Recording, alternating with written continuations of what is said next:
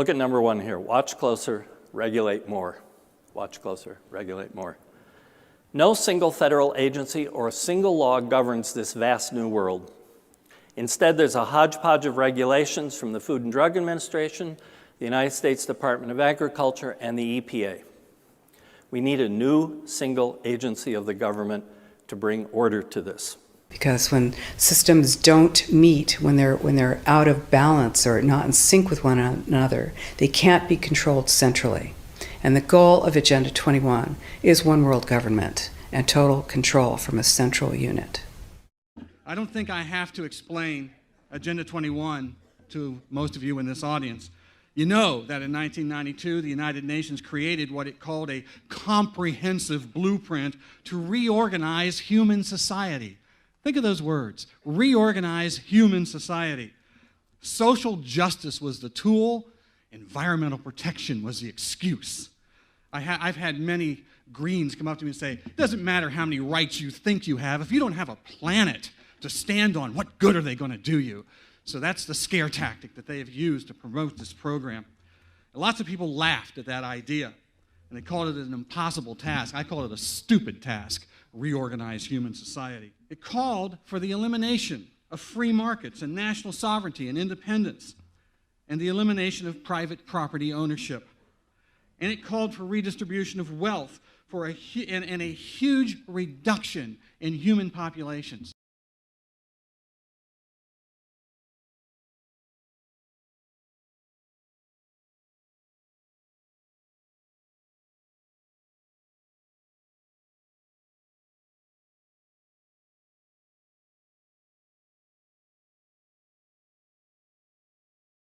America, the United States of America, is really under attack right now. We, in the United States, are, well, the U.S. landmass is about 2.5 times the size of Europe and has roughly half the population, just over half. That landmass is huge, and about 75% of the population lives in large cities. The goal is to move everyone out of the rural areas and into the large cities, and to destroy representative government, and to move it into to a more to government by unelected boards and commissions. Now here in the EU, of course, you've already moved to that position, where it's an erasure of jurisdictional boundaries, an erasure of national boundaries. And that is the goal, because as Zbigniew Brzezinski said in 1995, you can't just impose globalization pell-mell as a total movement. You have to do it incrementally, and the way to do that is through regionalization. Well, yeah, what we're facing here is fundamentally a change in the way our government operates. What Agenda 21 does is it brings in non-elected councils, regional governments, boards that you're facing in your local communities. And the reason I say Agenda 21 brings that in is because Agenda 21 was written by a horde of non-governmental organizations, the Nature Conservancy, the Sierra Club, groups like this, International Council for Local Environmental Initiatives, or ICLEI, and then they made it their mission to bring it into the United States. And so you have them come into the federal government, help write programs and grant programs. Then you have them go into the state governments and surround the state legislators there and get them to accept those grants and write policies like creating comprehensive development plans, forcing communities to do that. Then they go into the communities and they surround your county commissioners, your city councilmen, and tell them, here are these grants, you need to get this, you need to do that. And so they forced it from the international level to UN down into your local community. There are some non-governmental organizations like the Sierra Club, the Nature Conservancy, the Audubon Society. These guys believe we need to reduce the human population by over 1 billion people. I've seen some of them say that the Earth can only sustain 250 million people. And every time I hear one of these guys advocate this, I say, you get in line first. We'll all follow you. I haven't found anybody yet who will. And in Denmark, for instance, in Denmark, well, every nation that signed on to Agenda 21 has its local Agenda 21 plan. People in the United States are completely unaware of this. If I go out and talk about this, the United States press attacks me and calls me a conspiracy theorist, which is totally ridiculous. It is a conspiracy, but it's not a theory. It's a fact. Here in Europe, it's openly spoken about, local Agenda 21, and of course here in Denmark, the Aalborg principles, 1994, and then Aalborg plus 10, 2004, was the European Roundtable for Local Agenda 21 was held here, and the principles are public-private partnerships, which is fascism. And this is how it's implemented on the ground, is through this joining together between corporations, non-governmental organizations, and governments in order to cut out the actual individual, your voter, and instead to take that to a level where we literally cannot penetrate. And this is the goal. So this is already far progressed in Europe. But the UN and its army of non-governmental organizations, along with obedient government officials, were undaunted. As they pressed forward, they, of course, attacked anyone who spoke ill of their blueprint. They called us liars and conspiracy theorists. One example, look in your program today and see what they called me. But they continued flooding governments at every level, pushing their unending flow of legislation, all designed to regulate nearly every human action. They put controls on how and where we can build our homes, controls on small farmers over the crops that they can grow and how they can grow them. And they impose controls on our own private transportation decisions.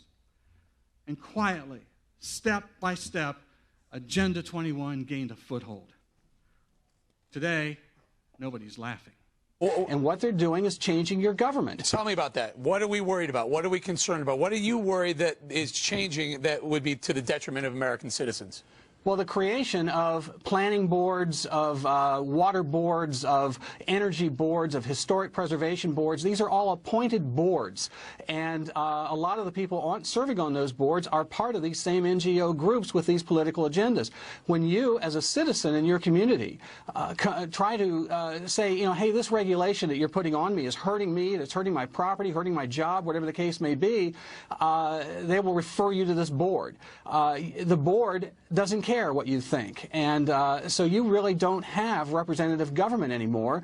You have a dictatorship that is essentially changing the very way the United States operates. Agenda 21 policy can be found everywhere. Those stack and pack high-rises in smart growth communities, conservation easements in the rural areas, vast areas of the nation locked away from human use. This is Agenda 21. The issue is so vast, so overwhelming, that people rightfully have trouble wrapping their heads around it. It encompasses every aspect of our lives, from housing to jobs to education to health care to even gun control. We don't know where to go first. What do we start to fight? They have us so split up that we don't know which direction to go in next. Now, in this age of sound bites, it's very difficult to, they tell us that people have an attention span of a gnat, and so you have to say everything in 1 or 2 words. I can't do a soundbite on Agenda 21 in 1 or 2 words, but I have done my best to break it down as to the easiest common denominator so you can understand what it is and what to do about it. Let me make it as simple as possible. There are 3 basic tactics that have been used to enforce it, put it on us. One is an attack, an all-out attack on private property ownership. 2 is a change of our system of representative government to one of non-elected regional councils that take government farther from the people. Why do you have so much trouble fighting City Hall? Because your elected representatives are giving up their authority, and they're giving it to non-elected regional councils or water boards or whatever it may be, and you go to your city councilman and you say, I've got a problem with this. You have to go to the water board. Go to that guy. He doesn't care what you think. He's got his own agenda. And the third way that they're putting this in place, they're funding it all through the creation of federal grants that come with very specific strings attached, meaning enforcement of the policy of Agenda 21 or sustainable development. In 2015, the proponents of this hidden and much denied blueprint became even more aggressive, determined to finish the job. Quite frankly, they're worried because we have delayed them. We have begun to push back, and they are desperate to get this thing done. So they've gotten aggressive. Just over 3 months ago in New York City, a horde of international delegates, UN officials, NGO activists, heads of state, including Barack Obama and even the Pope, converged to reaffirm the existence of this monster in our future. Basically, the United Nations rebooted Agenda 21, giving it a new name. It is now the 2030 Agenda. And they came up with a new deadline to finish it. What is that? Oh yeah, 2030.